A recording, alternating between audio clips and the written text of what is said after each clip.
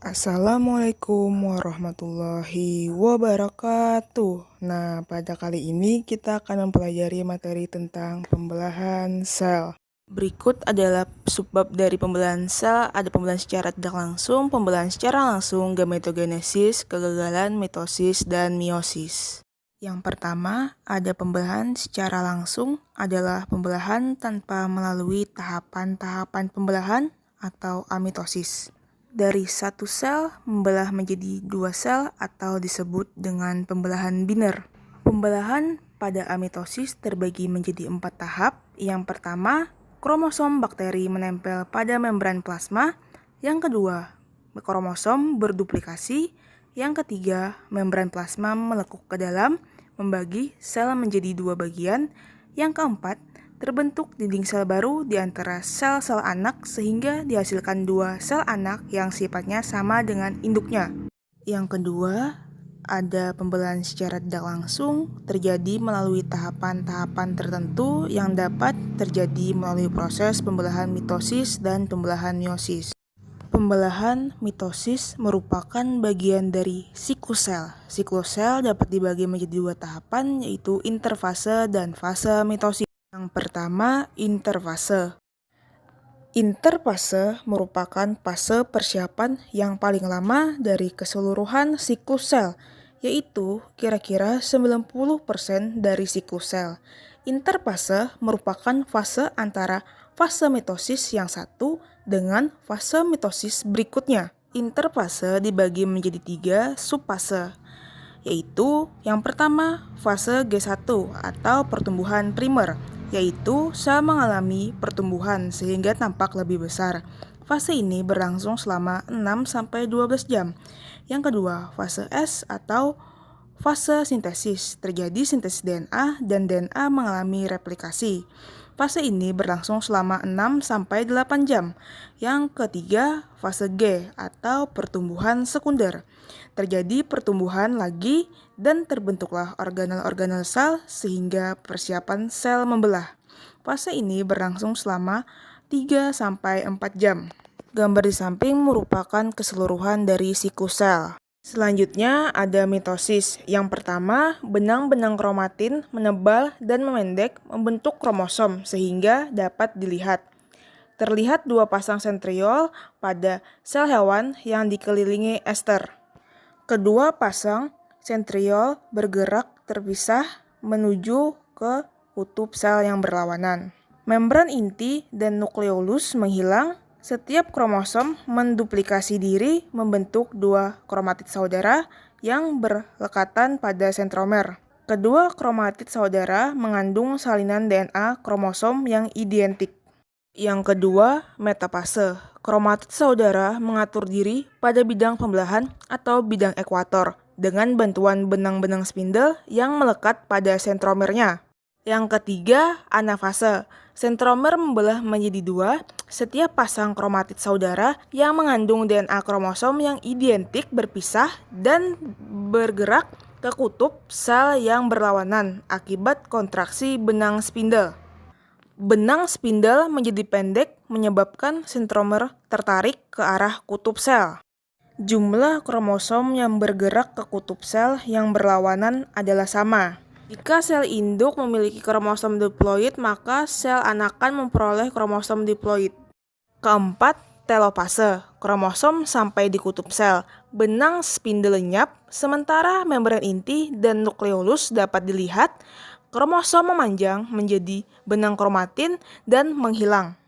Yang ketiga ada sitokinesis. Sitokinesis merupakan tahap akhir dari pembelahan mitosis.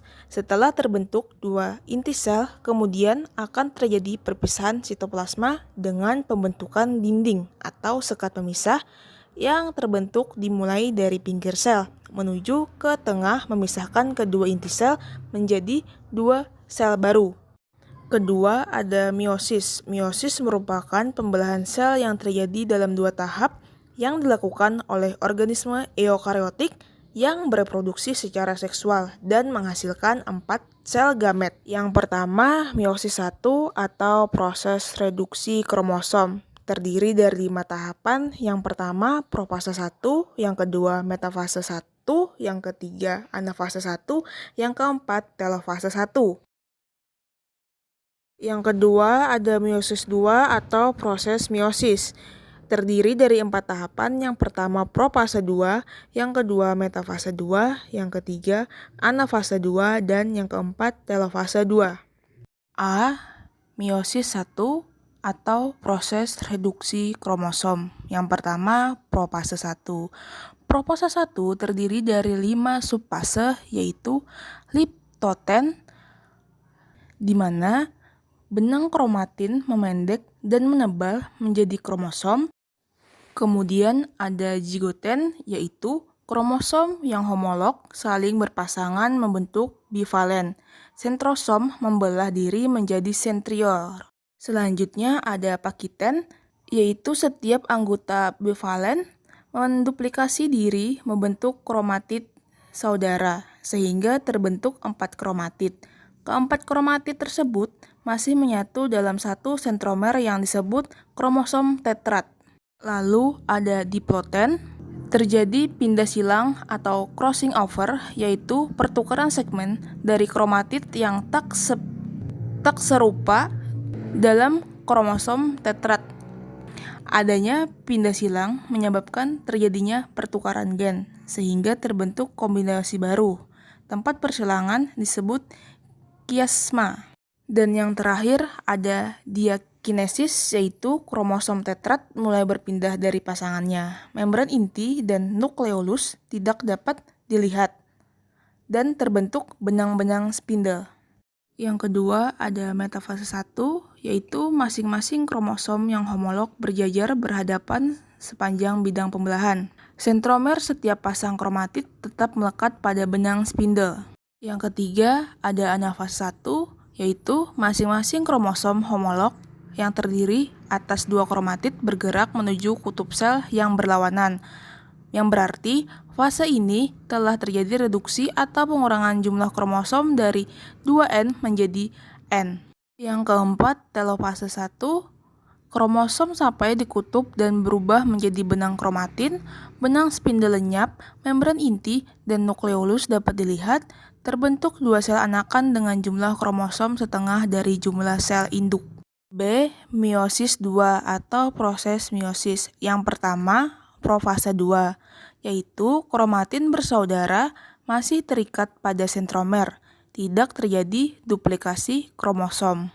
Yang kedua, metafase 2, yaitu kromatid bersaudara tersusun pada bidang pembelahan, dan sentromer terletak di bidang pembelahan yang diikat oleh benang spindle. Yang ketiga, ada anafase 2, yaitu sentromer membelah menjadi 2 dan kromatin bersaudara terpisah dari pasangannya, bergerak menuju ke kutub sel yang berlawanan akibat kontraksi benang spindle yang memendek. Dan yang keempat, ada telofase 2, yaitu kromosom sampai di kutub dan berubah menjadi benang kromatin. Benang spindle lenyap, membran inti dan nukleolus dapat dilihat kembali. Sekian materi hari ini. Terima kasih sudah menyaksikan dan sampai jumpa di minggu depan.